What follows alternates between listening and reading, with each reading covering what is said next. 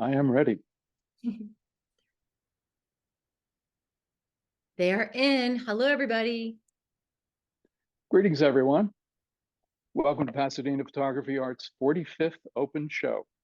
I'm PPA co-director Douglas Hill. Tonight, we'll be looking at and discussing the work of Saeed Abdollah, Toni Love, Polina Schneider, and Shannon Smith, four very talented students or recent graduates from various programs throughout the world. Before we bring them on, though, there are a couple of things I'd like to mention. As most of you probably know, Pasadena Photography Arts is a nonprofit organization, with most of the work being done by dedicated volunteers. As such, we have been asking for donations to help cover the costs of our continuing operations. We're still very happy to accept your donations. However, we have also instituted another way that you can support our various initiatives. We're calling it Collect to Support Pasadena Photography Arts. We're now presenting special edition prints by our advisors that are available for purchase on our website, with the proceeds to be split between the artists and PPA.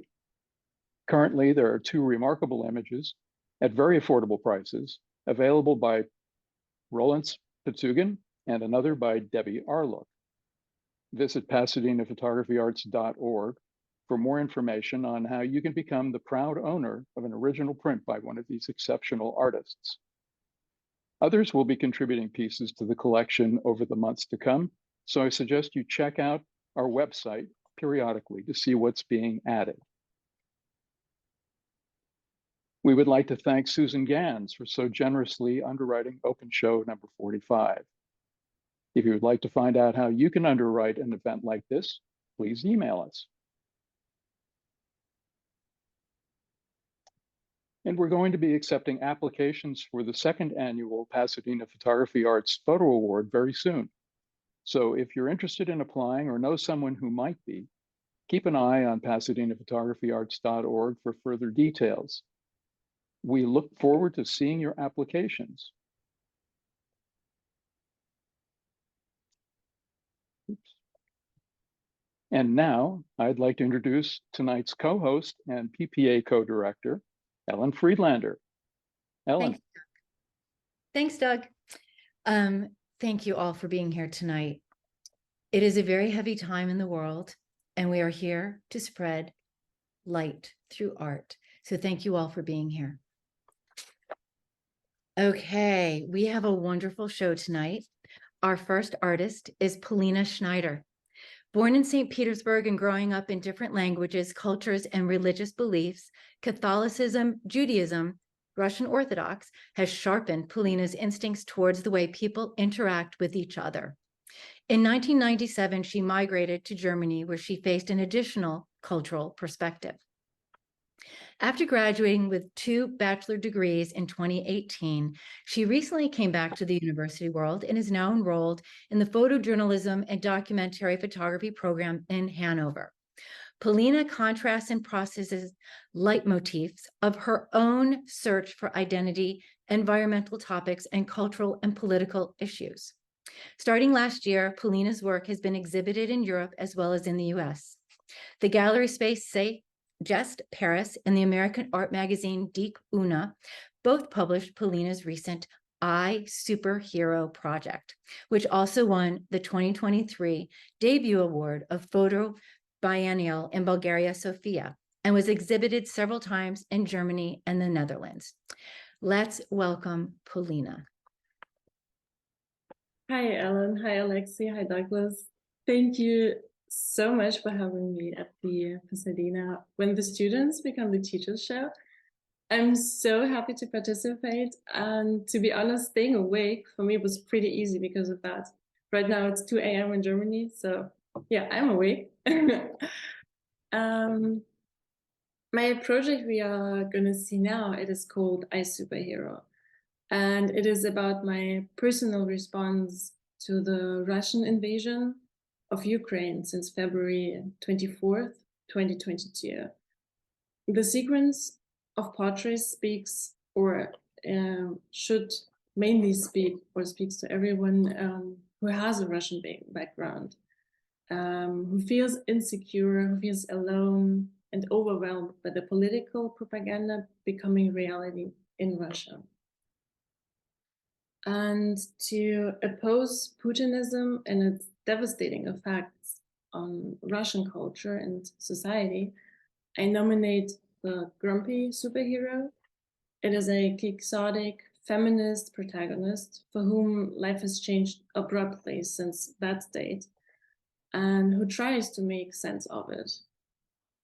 The heroine allows us a subtle look at the very wide emotional landscape of the conflict and the ways in which non-combatants like myself, how they try to manage their feelings of helplessness, outrage, confusion, and guilt as life actually goes on.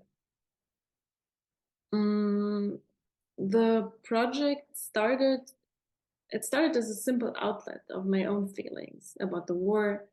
It was merged with fears my family and friends shared with me, and the numbness, the powerlessness, and the guilt we all had in common.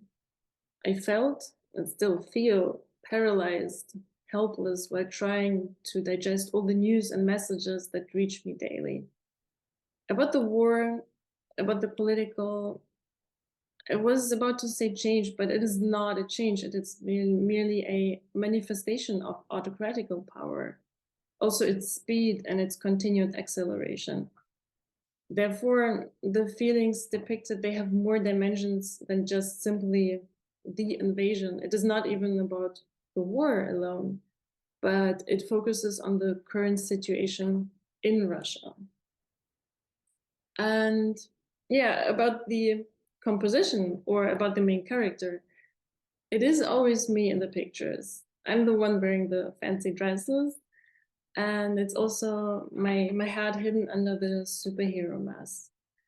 And the feelings I embody in the portrait series, they are very personal. So choosing a character was very difficult for me. I knew it had to be somebody who's close to me, with whom I can share my fears and my ideas. And therefore, the easiest and most natural, authentic way to the story was to make self-portraits.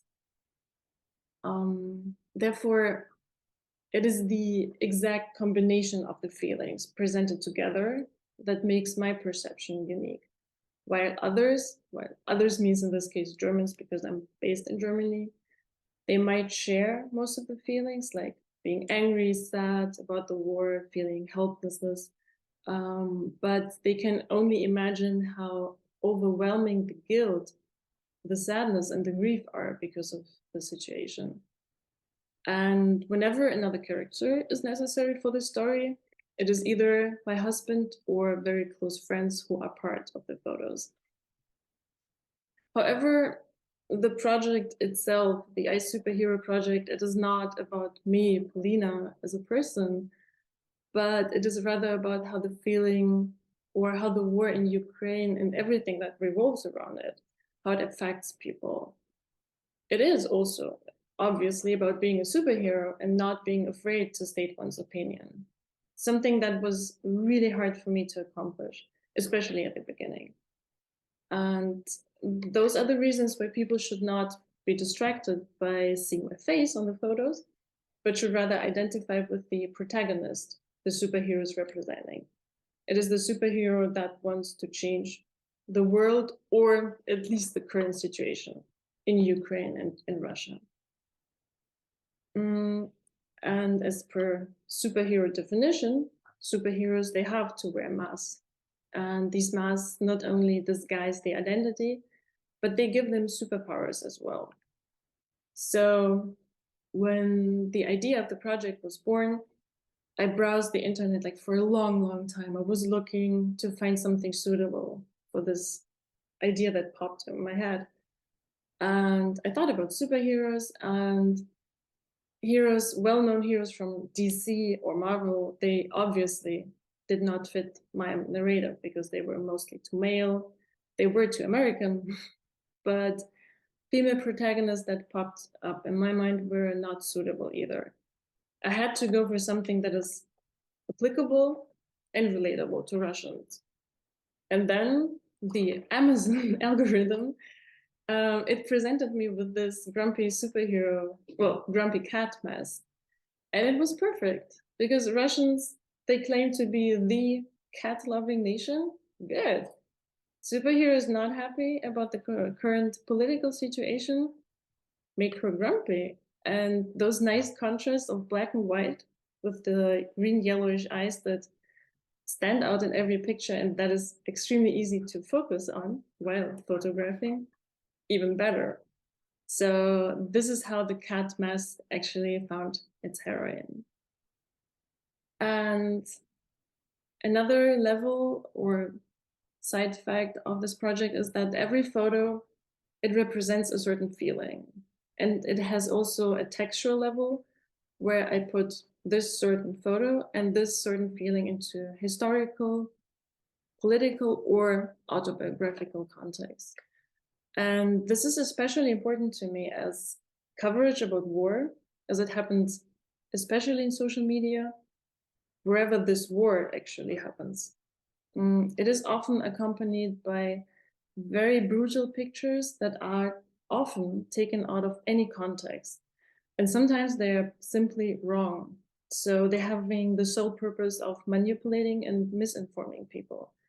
So this is why for my project, I chose to combine the photos with some textual level where people can either read what were my thoughts or my source of information back then when I did the photo, how did I come up with my conclusions, and so they can actually understand it and make their own choices about that, whether they agree with me or not.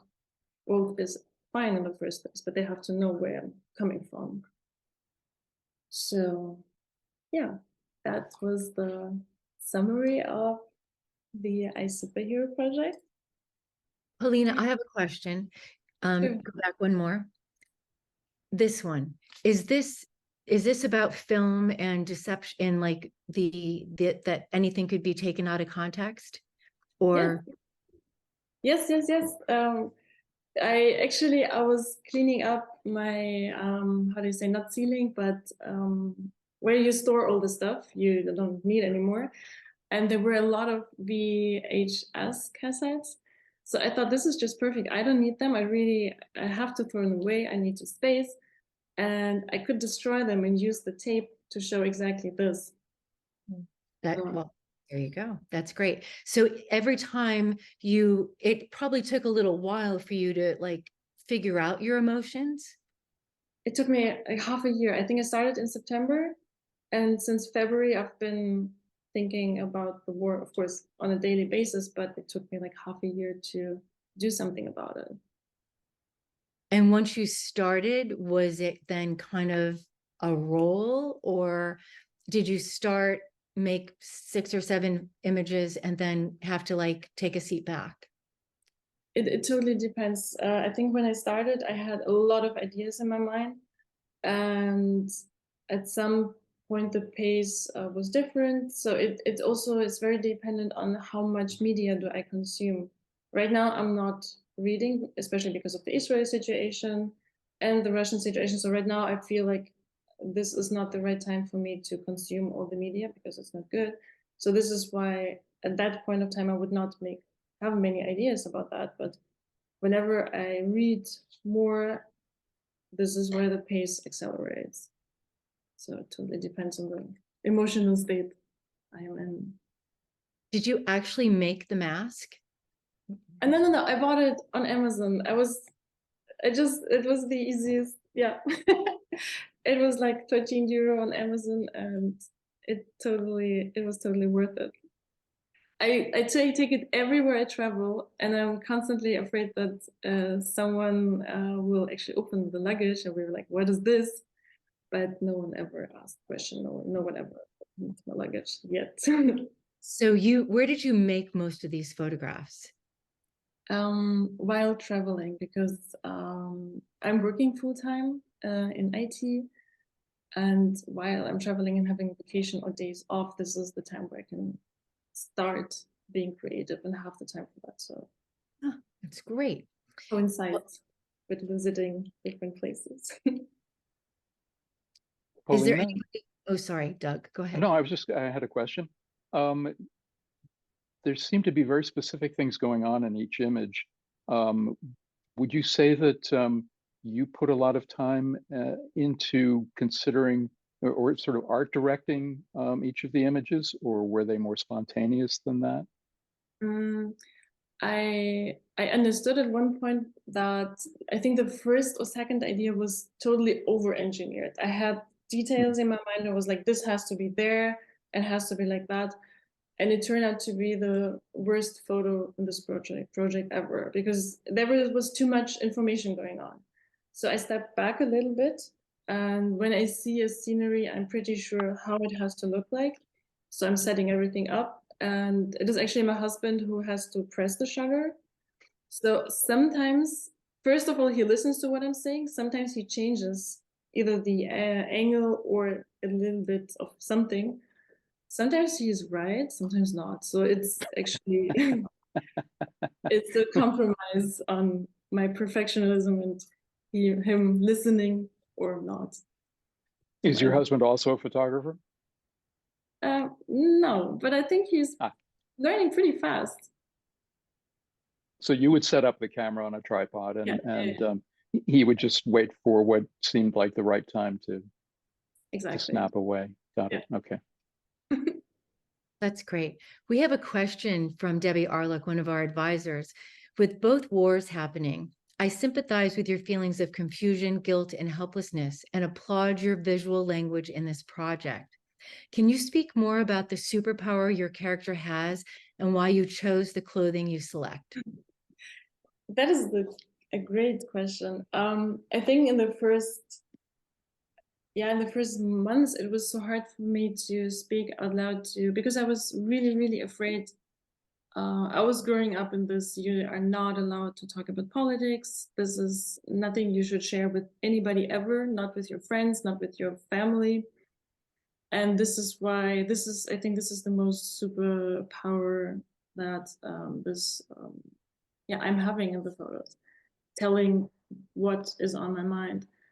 And I chose the dresses because they have a nice contrast. They show that I'm a female protagonist. That was very important to me.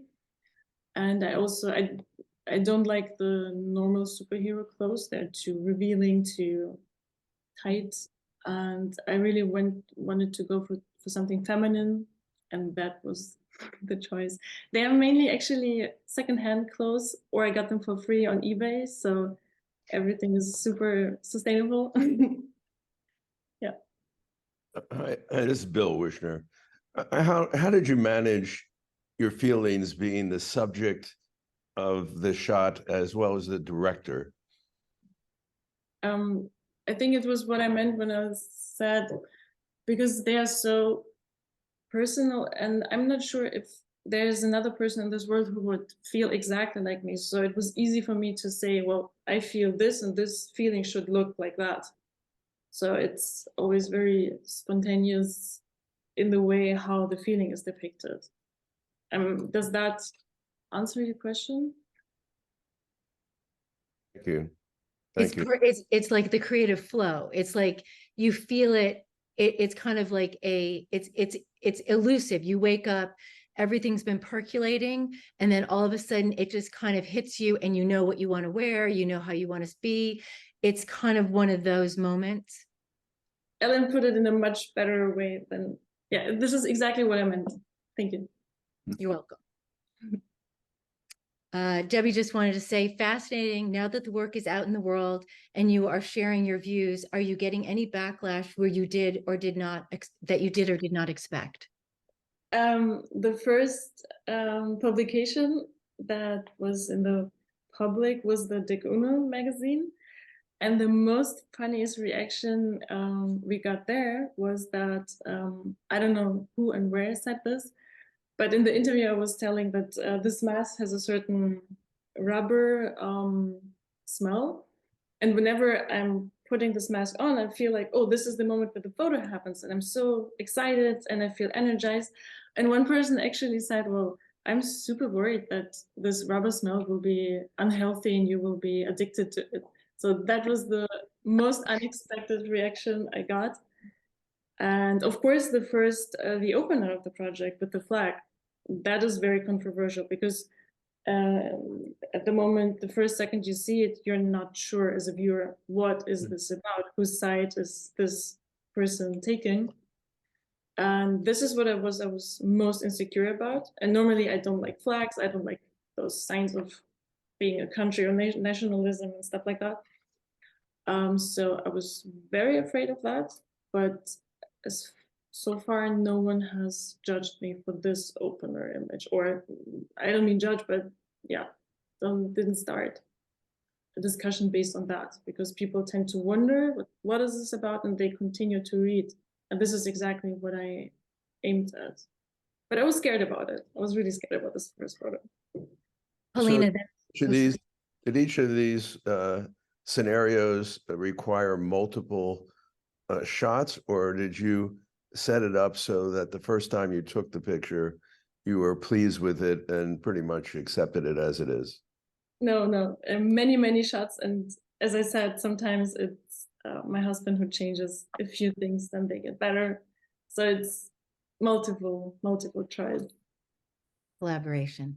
Well, Polina, it's a wonderful project. Thank you so much for sharing it with us. And we're really excited. Doug's going to introduce our next artist. Yes, absolutely. Thank you. I'd like to introduce Shannon Smith. Shannon is an American photographer currently pursuing her MFA in studio art at the University of Arkansas, Fayetteville. She is focused on making photographs of quiet reflection as an examination of home, family, and loss in her work. She explores the theme of memory, inviting viewers on a journey through time as well as the physical space she occupies. Shannon was born and raised in Detroit, Michigan, and previously worked as a variety television script supervisor in Los Angeles, California. Shannon, look forward to seeing your work.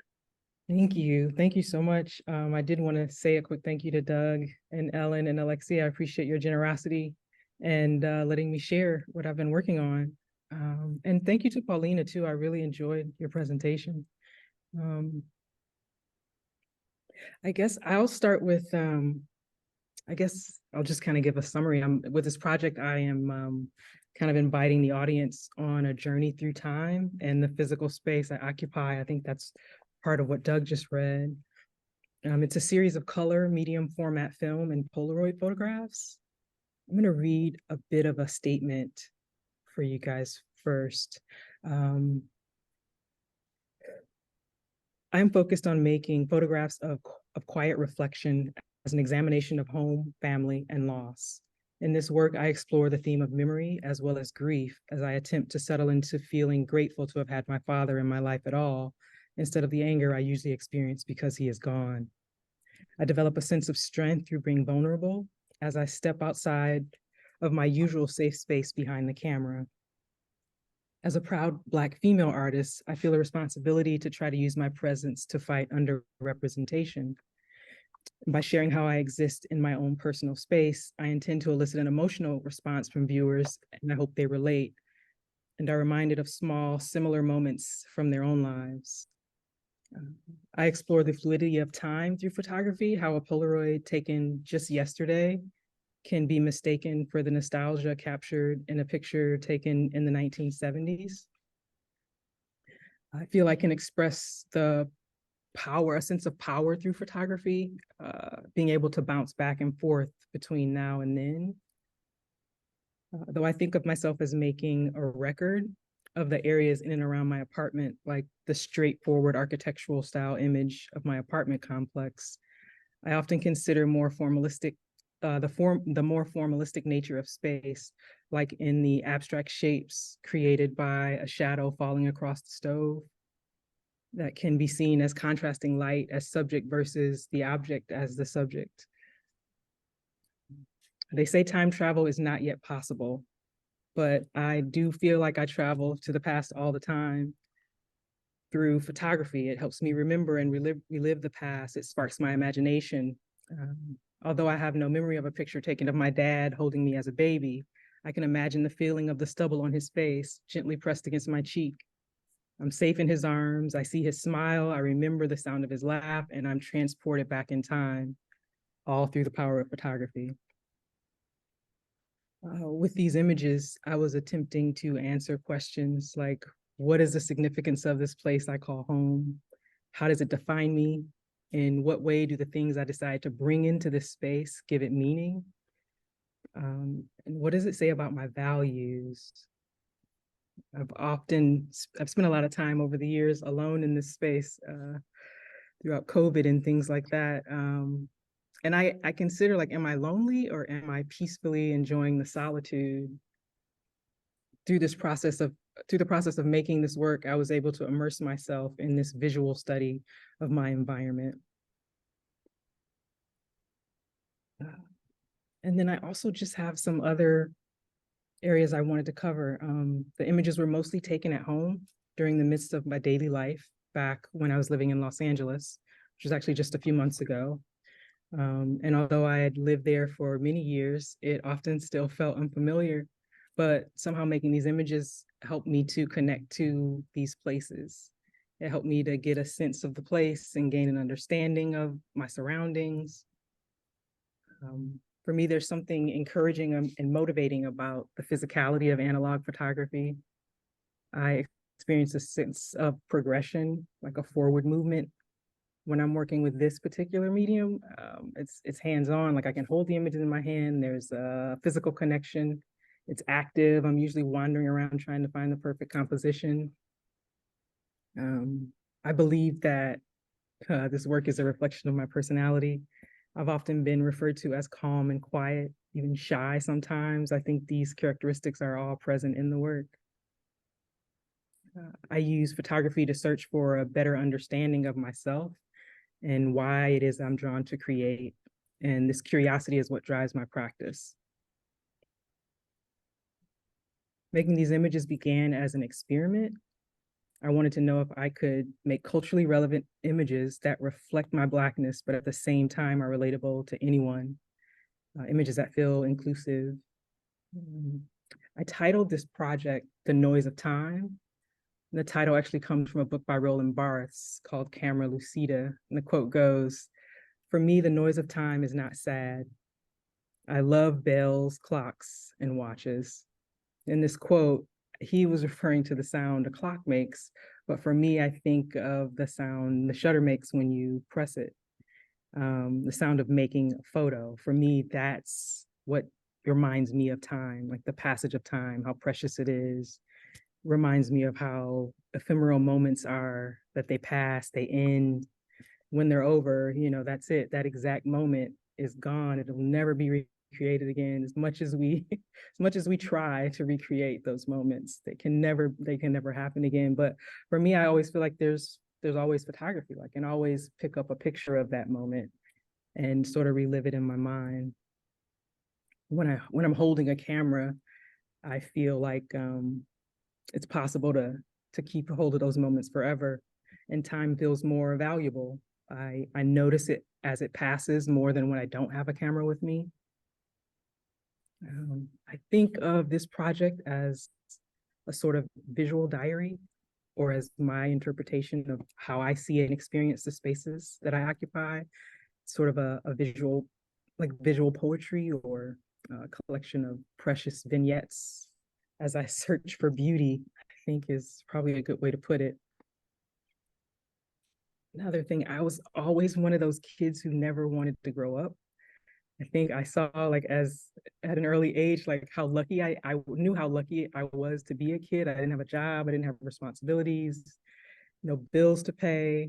And I wonder if this idea, like the magic of being able to revisit my childhood through a photo, is what draws me to photography, even as an adult.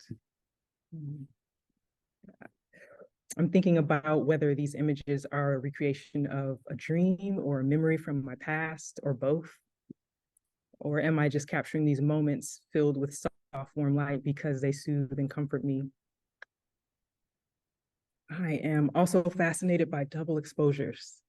I want to encourage a feeling of multidimensionality, and double exposures, for me, they contain like two separate moments in time that visually overlap, sort of interwoven to create a single moment. You know, it's surreal, it's unreal. Really drawn to that idea of being able to create another space within a photo, or a multidimensional space within a photo. It allows the viewer, I think of it as allowing the viewers to experience like a combination of moments at the same time. I'm really drawn to the ethereal quality of Polaroids, the pastel, hazy softness, sort of a dreamlike feeling. The warm, subdued colors create like a sense of peacefulness. And I tend to work with squares. I've been a bit addicted to squares lately, so I'm trying to figure out what that is. I don't know if it's a matter of symmetry, you know, with the messiness of the world. I have the square, always the square. Let's see. And then I guess last thing is I wanted to sort of mention my mantra that I sort of go out with when I'm shooting. The things that I'm thinking about are light and shadow. Always thinking about blur. I've been very much influenced by Uta Barth's work. So blur and creating abstracts is something that I'm drawn to. And then I'm always looking for geometrical shapes created through light and shadow. And then also depth and perspective are very interesting aspects for me as well. And I guess there's a little something I wanted to read to end on. I hope I'm not too short on time. You're fine. Okay. As I walk through the world, there's a moment when I blink my eyes, and just as I begin to open them, I catch a glimpse of an out of focus world, blurry. Then all of a sudden, everything becomes crystal clear. I'm interested in these subliminal moments. And I will end there. Great. Well, Shannon, I think first what occurred to me was that I think you really achieved the sort of the universality that you were aiming for. That these are seeing these pictures, the historical ones, which look like they were lifted from a family album, that's the kind of thing I think most of us have had experiences with, and I'm interested to know if they were ones that you grew up with, or these pictures that were presented to you more recently. I spent a lot of time looking at family albums. I was the only one in the house who did. So I guess it's no surprise that I became a photographer. But were they part of your history, or was it a more recent thing? Yeah, actually, they were a big part of my history. My mom's really big about family albums, so we have this archive at home, and they get brought out at every family function. And we review them and go over them. So I've seen all the images, like the reproduced photos. I've seen them quite a lot throughout my life. Yeah. There's also I felt like while it's clear when I look at some, especially the content, and to some extent your point of view, and just the way you're treating the space in photographs, there's a distinction between the current work and the historical work, but at the same time there is a kind of fluidity to it. There's nothing jarring about going from the older photographs to the newer photographs. Was that a conscious decision, or was something that just grew out of the process? It was conscious. I like the idea of not being able to tell time between photographs, sort of like they get smashed, like the double exposures, they become one. So it definitely was intentional. Yeah. I have a brief question, technical question, which I usually don't like to bring up, but some of these are obviously Polaroids, others aren't. I assume there's a mixture of Polaroid and non-Polaroid pictures in here. That's number one. Number two is, did the isolation of the pandemic force you to think about these things in a way that culminated in this project? First, yes, it is a combination of medium format, like 120 millimeter film, and Polaroid. And then the pandemic, I think, had a great deal to do with this work. I had been spending a lot of time at home alone. So I gotten really familiar with that space. And I want to say most of 2022, I spent shooting this project. And it was sort of coming out of COVID, but I was still at home. And just, I don't know, it's just sort of what came out. Well, Shannon, lovely work. We have one last question. It's from Debbie, and she said, I feel the memories of your family and sense of space in your home, much like a portrait, discovery, and finding something about yourself. The work is gentle in this discovery with light blur tonality. Have you discovered aspects about yourself, and have you thought of pairing images as diptychs or triptychs? There's a natural flow and combination between imagery. Have you thought about changing the way that you show? Yes, I have paired them up for different presentations before, but for some reason it never sticks because I keep switching.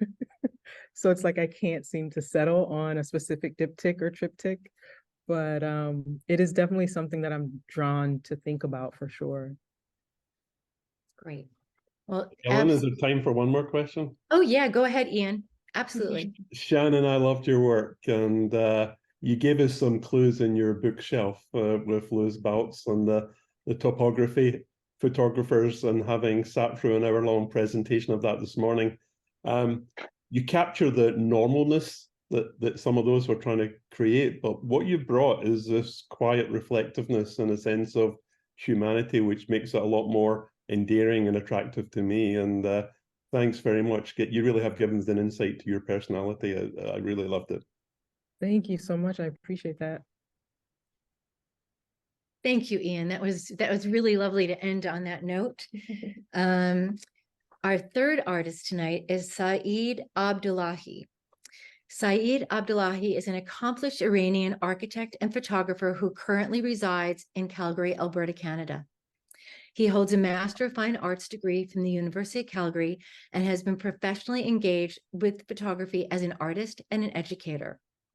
His work has received critical acclaim, including the Blue FIAP ribbon from Photo Art Prague 2018, and the third prize in the series section for the Zoll collection of the 16th International Exhibition Toul, France 2020. Saeed is passionate about the social documentary genre and aims to capture the lives of marginalized communities to raise awareness about their struggles. With a perspective from growing up in a historical city in Iran and later immigrating to Canada, Saeed's work can contribute to promoting social change. He is interested in exploring the mental and emotional conflicts experienced by immigrants in Canada through the visual ethnography to shed light on the human experiences. Welcome, Saeed. Thank you so much, Ellen. Hi, everybody. It's nice to be here with you and sharing my work. Thank you for your time. I'm going to start from my own story because the project that I did as wage earner for my thesis, as my thesis project for my MFA degree, was kind of my own story as well. So when I arrived to Canada, I was as a documentary photographer who his work was based on the social relationships and talking with people, getting close, building relationship, and getting close to the people that kind of after a while became my subject. I was struggling as an immigrant and a newcomer in Canada. Because of lots of things, I didn't have enough confidence to get close to people. It was kind of, totally, I was experiencing a cultural shock, and it was totally different from my own experience back in Iran. So while I was dealing with those strugglings, I found a job in Walmart as a part-time associate. So I went there, and that was kind of the first community that kind of I blend in, and I realized that there are lots of people who are working in these kind of job positions, blue collar job positions, general worker job positions, that coming to Canada to building a new life, but kind of struggling to find a job which is aligned with their professional background, as a medical doctor, as an engineer, as artist, teacher, and etc. So since I was feeling that I'm part of this team as an artist and photographer, just in case to, you know, respond to my financial needs, I had to work in Walmart and in this kind of job positions. I was, feeling and realized that people, these kind of people, are doing some kind of sacrifices in order to build a new life in this new country.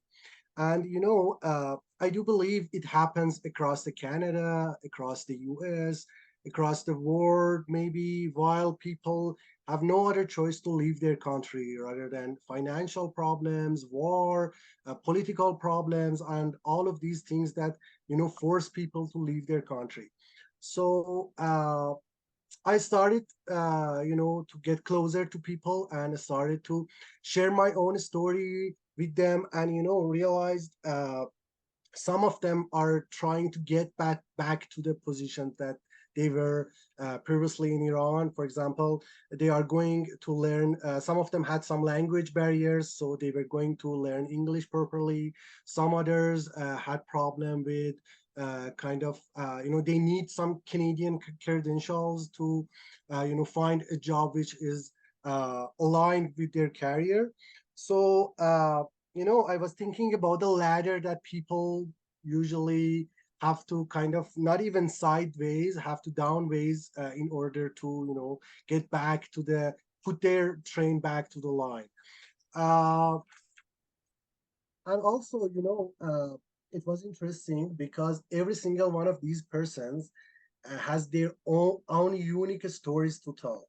I used, first of all, my first idea was shooting these persons wearing their Walmart uniform or other companies' uniform in their workspace, which, those companies didn't allow me to do that.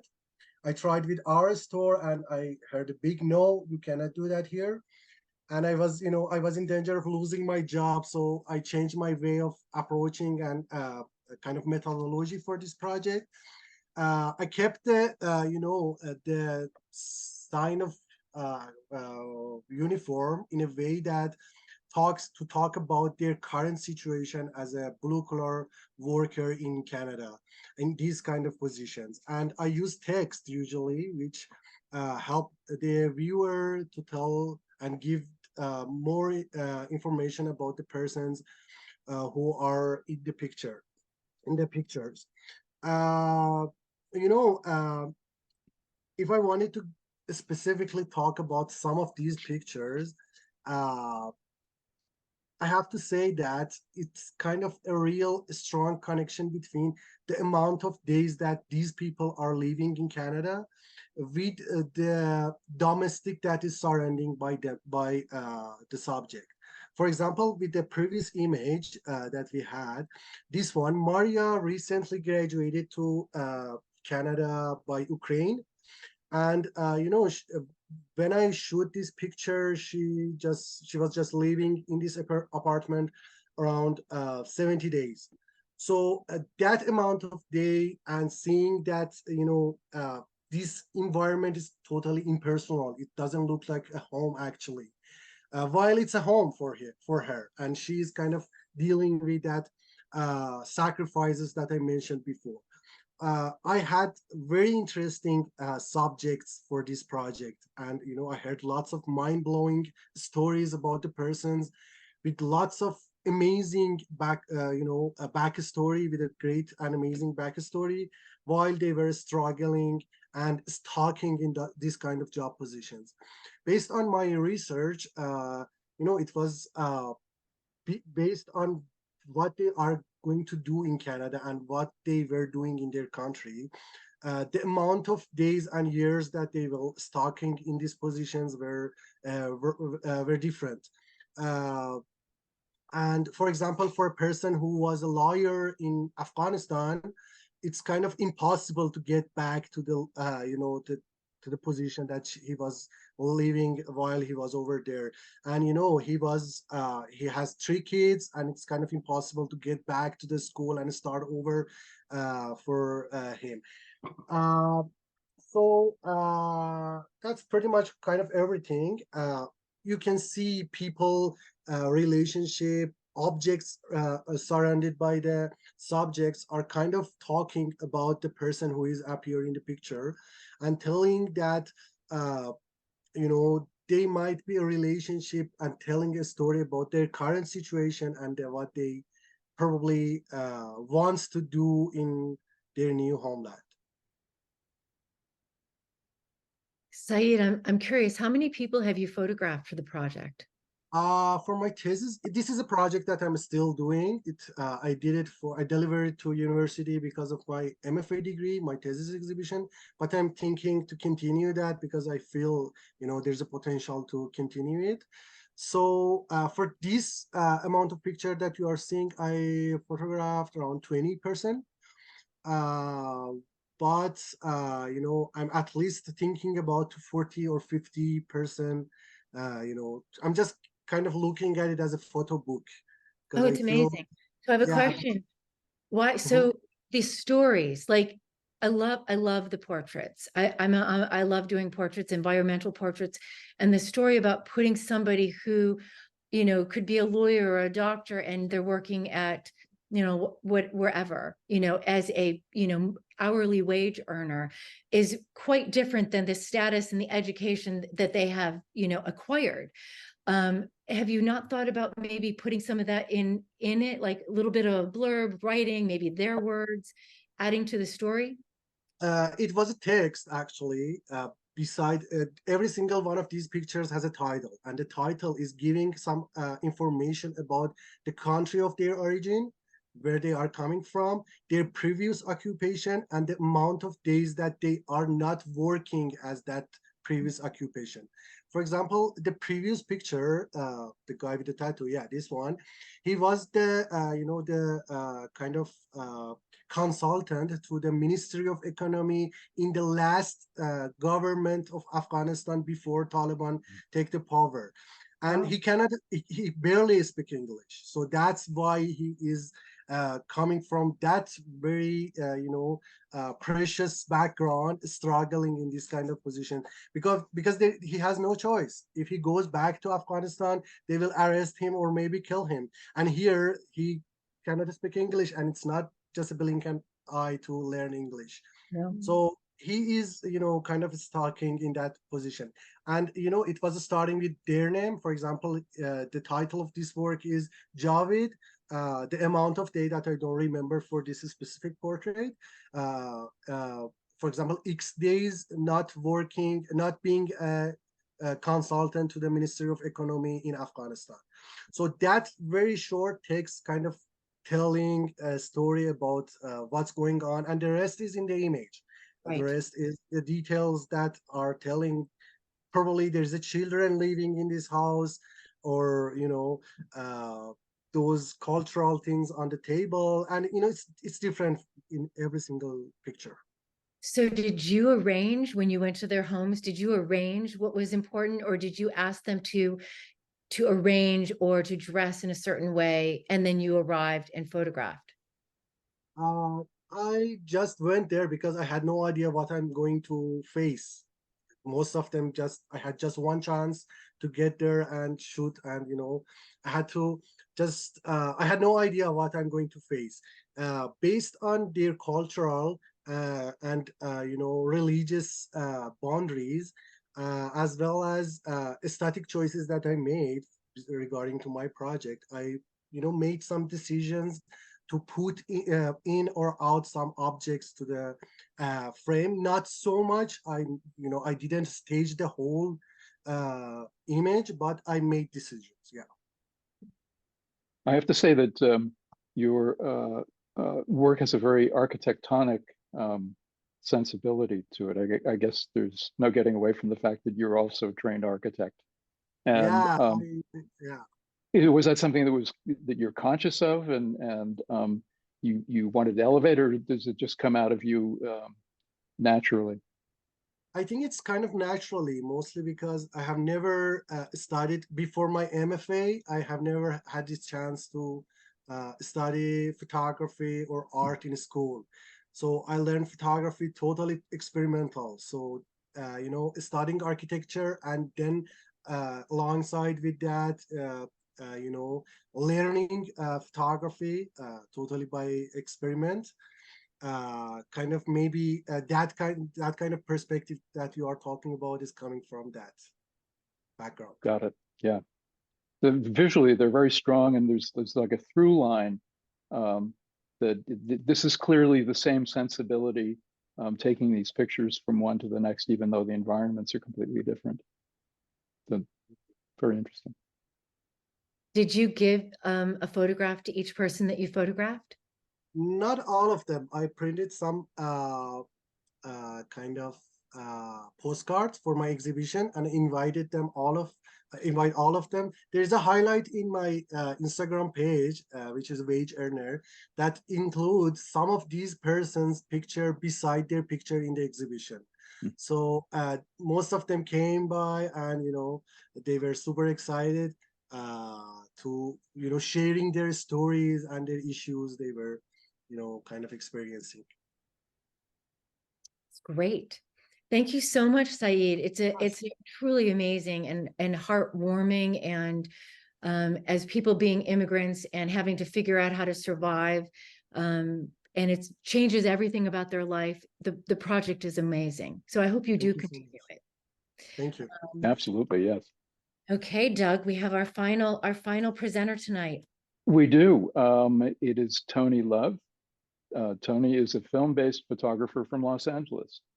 Her work primarily consists of those who were closest to her, family, parents, and partner.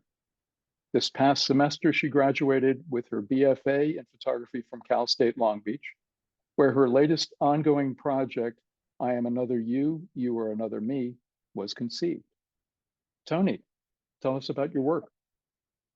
Hi, thank you for that intro, and thank you for everyone for being here and the past presenters. You guys did great, and it was super interesting hearing about your work. So yeah, I guess I just kind of wanted to start by going over how this project came to be. I kind of went over it in the bio, but I've always photographed those closest to me. My first black and white film class, I photographed my cousins a lot just because they were around and willing participants. I actually applied to my BFA program with a portfolio of images, specifically of my cousin Janie, just of her, like kind of similar black and white portraits of her at 12 years old. And that was really special. And then I went on to photographing my father for a little bit in depthly, and that was a lot of fun. And then so for my final semester, I decided to photograph my partner, Josh. So yeah, initially when I pitched this to my professor for my last semester, she was, excited about it. And I took a lot of these are pictures that I took that semester, but as the project kind of continued, I was like, I need to pull stuff from the archives. We've been together for 2 years. We're both photographers, so we're constantly photographing each other. So I was just like, let me just go through everything that I have and see what we got, what we can make of it. So a lot of these pictures I just took not really thinking that they were going to be like a series or like presented out into the world like this. But I'm really glad that they are. And so, yeah, they're just pictures of us, or mainly of him, but also of us together. And Yeah, so the final project, I actually made it into a book, and I want to continue the series, so it's not the final book, but yeah. So there are many more images in this. It's just about 20. But yeah, so that's just kind of a little bit. So Toni, as you developed this work and you went back into the archives, and it's such an intimate project, it's a very intimate portrait project of actually two people, Mhm. not just your boyfriend, but a portrait of you in your relationship. So as you made these photographs, how did you, and you started to put them together, how did you edit down the work so that it would be poignant? Right. Yeah, that was actually a big part of it.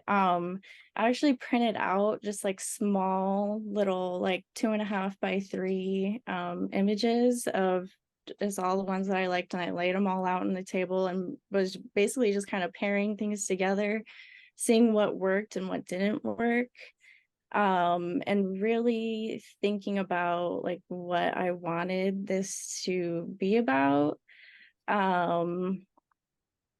And yeah, so So are there images that you've shared tonight that are from the beginning of your relationship and then middle and then end, or most of them from a certain period? most of them like kind of go all throughout.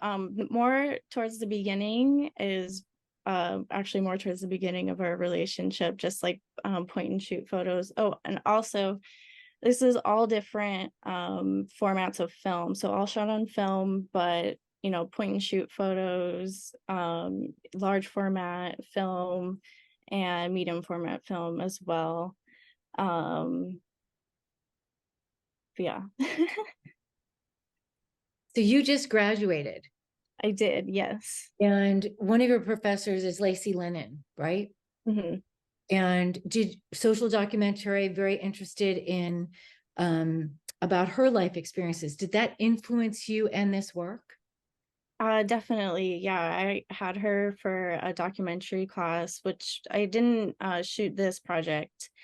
But yeah, she was just really encouraging and always trying to get me to get to the why of like, why am I photographing what I am, and like what do I like about it, because I like to photograph and kind of like think about the why later, but she kind of encouraged me to think about it a little more up front and also like afterwards, and kind of also just like encourage me and let me know that I am saying something, you know, it's not just arbitrary. So yeah. And you said your boyfriend, your partner, is also a photographer? He is, yes. So did he help and collaborate at all? Or did he, what was his part in this process? He definitely helped a lot with like encouragement, and just, you know, there'd be days where I was just frustrated, like I need new stuff for my next crit, but I don't know what to do. And he's just, you know, there to, you know, suggest new things or say like, we can, you know, let's try this out, let's take out this camera, like let's try out this lighting situation. So yeah, it's definitely collaborative, and we've even talked about, because he also has a archive of photographs of me, we've talked about maybe like merging the two, or like having one book and then another book kind of reflecting each other. So that's exciting to think about too. So Vanessa May, lovely details in these photos, Vanessa May Lynn. And she said, I love the collaboration between you and your partner. It's very sweet. It is. It's very personal. It's very intimate. This is a very beautiful portrait of the two of you. Thank you. And the light here, there's like this one is very formal in its element, whereas some of the other ones are a lot more freer. Definitely. Mm-hmm. So it's interesting how you didn't go with one particular way of shooting. This is also very structured. Right, yeah, I felt like that was really important, kind of going through everything that I had and laying it all out. I liked um The like play. yes, the play with each other. And I feel like it also just kind of gives a more sense of like of a longer time period, and also going through like maybe like little blips of memories with the snapshot photographs, and then the more structured, pose, thought out photographs. format. Yeah, yeah. It's very interesting juxtaposition of the formal, very, very structured 4x5, Mhm, and then your more snapshot in between. It's kind of like it's a conversation. mhm. Yes, definitely. Really nice. Well, I'd like to open it up to anybody in the audience if they have a question for Toni. It's really provocative, really interesting work. Beautiful portraits of the two of you. Thank you. And certainly including the cameras in some of the images changes the dynamic considerably. I mean, it becomes about process, and at least for me. And you know, like in this particular picture, seeing this sort of double portrait of you both holding your, looks like mamias, that this is a shared interest, and I'm curious to know what those, I know what one of the images looks like. I'm curious to know what the other image looks like. I'm not asking you to tell us what that is right now, but I mean, it's something that comes up. Think, oh yeah, I'm you know, looking back at people who look at things with intention and intent, and that's an interesting process for me. Wow. Really lovely work. Thank you, Toni, so Beautiful. much. Thank you. Great, great work, everybody. Truly Yes, thank you so enjoyed- much for sharing it with us. Oh, we have a question for Toni. Debbie would like to know, black and white is a great choice here. Love the mixture love the mixture of cutoff imagery, mixed and formal. I'm excited to see more of the project. See, it's got a life. Keep it going. Thank you. Thank you. I really appreciate that. Absolutely. Well, thank you everybody for joining us tonight. It was absolutely a wonderful teacher, you know, students become the teachers. You taught us something for sure. And Absolutely, and I want to urge everybody to keep checking back on the website, PasadenaPhotographyArts.org. We've got things coming up, and that's the best way to keep in touch with us and find out what we're up to. And we're follow also us. always curious to know what you're up to. So drop us a line if you feel like it. Stay in touch. Yep. And thanks again to all of our presenters. Brilliant work. Thank you for having us. Yeah. It's a You're pleasure. awesome. Thank you.